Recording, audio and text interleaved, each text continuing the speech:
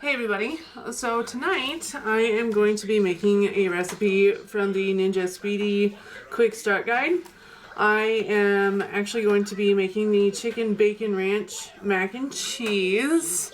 I'm pretty excited to see how this is going to turn out. So, level 1 is just the bottom of your pot, and it lists all the ingredients that you need to combine. And with all those ingredients, you do one box of, it calls for rotini pasta, but I only found penne pasta, so that's what I'm going to be using tonight. That was probably really loud, so sorry.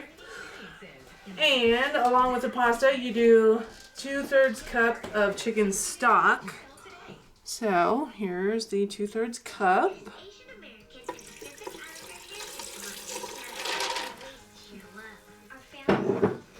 And then you also add in 1.5 cups of whole milk.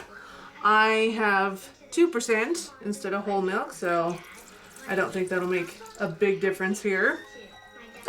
And then we need to add in 1 block of Velveeta cheese, which is 16 ounces, and you cut it up into cubes, kind of like so.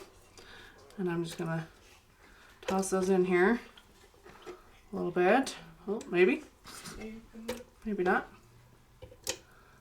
Yeah, so we love chicken, and obviously we love mac and cheese, especially our 2.5-year-old daughter. She loves mac and cheese, so, and she also loves bacon.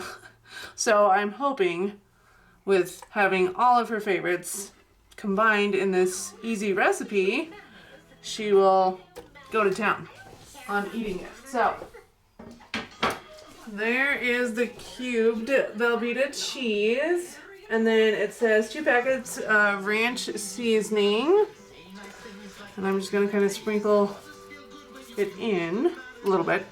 I kind of look like a little dump, but you know. So you're gonna have a lot of flavor, as you can tell. Well, I'm hoping there's gonna be a lot of flavor with 2 packages of ranch seasoning. And then you have 1 little 1/2 cup of bacon bits in here. I didn't buy any specific kind of bacon bits or anything like that. So on the directions, it says place all level 1 ingredients in the pot and stir until combined. So now that I have all that in there, I'm gonna stir it until it's nice and combined in here. I'm gonna get the packet seasoning all mixed in, and it smells good, so that's always a good sign. Okay, I think that looks pretty well combined. So then you're gonna take your little tray. I did go ahead and pull it out, obviously, before I put anything in there. And we're gonna move the little legs out and kind of get them locked into place. And then you're just gonna set this in the pot like so. And then for the level 2, it says place the tray in the elevated position in the pot above the pasta. Place the chicken on top of the tray. And for level 2, for the chicken, it says 8 frozen breaded chicken tenderloins. So the ones that I bought, again, I just bought some southern breaded, southern style, whatever. But they're obviously pretty good in size here, so I obviously am not going to be able to fit 8 on here, so I'm just gonna see and try to fit as many as I can without overcrowding it. And to me, it looks like I'm gonna probably do 5. Of course, and then I pull out 1 little tiny one. That's all right though. That is a-okay. So as you see, I was able to get 5 in here. And so now we're going to close the lid, and then I'll move you guys up closer so you can get a better view. I'm gonna try not to laugh. I think my daughter just tripped on accident, but she's okay. So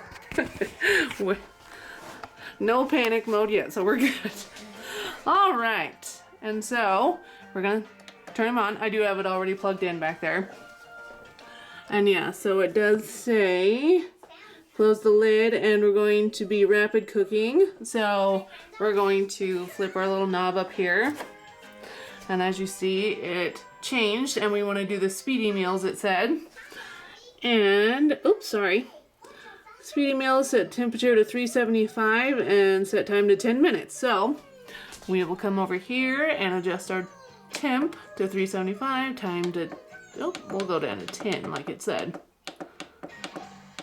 All right, and I'm gonna go ahead and hit the start button, and it's gonna start doing its thing here. And I just wanna read through the instructions with y'all here.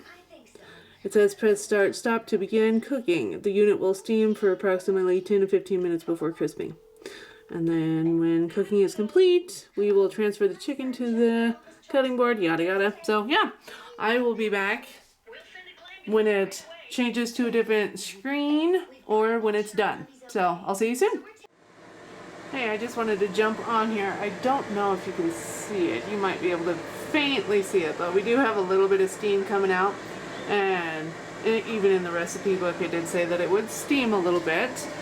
So I just want to say we got about, well, that long to go before it's all done. So yeah. And I also wanted to just show you guys, like, it is, you know, an intermediate recipe, and this kind of just goes to show, like, the prep time is 15 minutes. Total cook time is 25. Steam is approximately 10 to 15.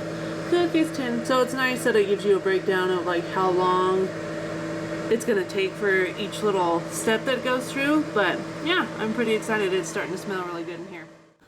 All right, so I just barely missed it. It just finished cooking here. So I'm gonna go ahead and turn this off since we're done. Goodbye. And obviously with anything, just be extremely careful when you open it. I don't know if you had a chance to see the steam or not come off of there, but let's see if that'll stand up there nice. Let me switch over a little bit. I got some silverware in the way that's not letting me open my lid all the way, so bear with me here. Okay, I'm back and ready for action. As you see, there's nothing in there because I went ahead and took it out. Obviously you do notice that there's no chicken on here either. I went ahead and took it out with some tongs and just put it on the cutting board so I could cut it up there. And then I just put the little grate in the sink.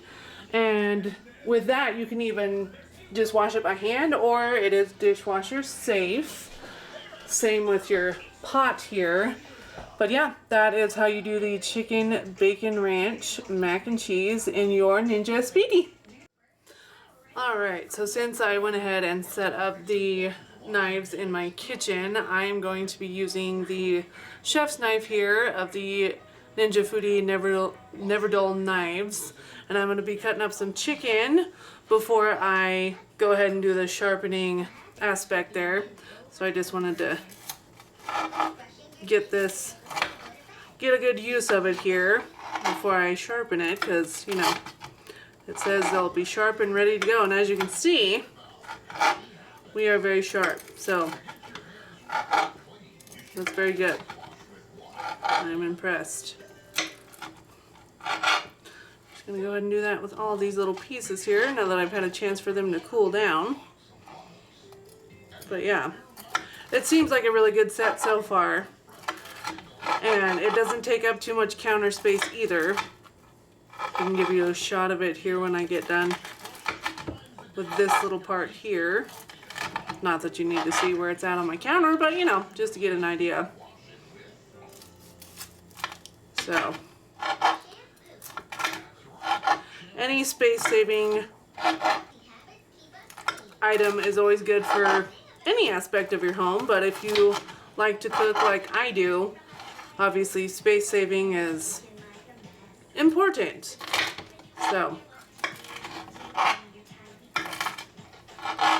and as you can see, I'm going through this with ease, and so that just goes to show that it's sharp right out of the box, like I said, which makes a huge difference because you don't obviously have to sharpen your knife right before you use it, so because that would be kind of silly. I'm sure that there are knives out there that you might have to do that with, and If that's what you want to do, that's more power to you. I'm all for fast and efficient though, so. Alright, obviously it doesn't look the best, but hey, at least it's done. I'm just going to give this a quick rinse, and I will go ahead and clean it off here in just a moment, but I just wanted to kind of get you guys to see the sharpness of it before we get to the knife sharpening part of the video on the stand and everything. But I did want to show you that this is where my knife stand is. It's in between my blender and microwave and coffee maker. You can also set it upright if you need to. There are also suction cups on the bottom to make it really nice and secure on your countertop. I like it this way personally myself. But yeah, so once I get that knife all cleaned, we will get ready to move on to the sharpening aspect.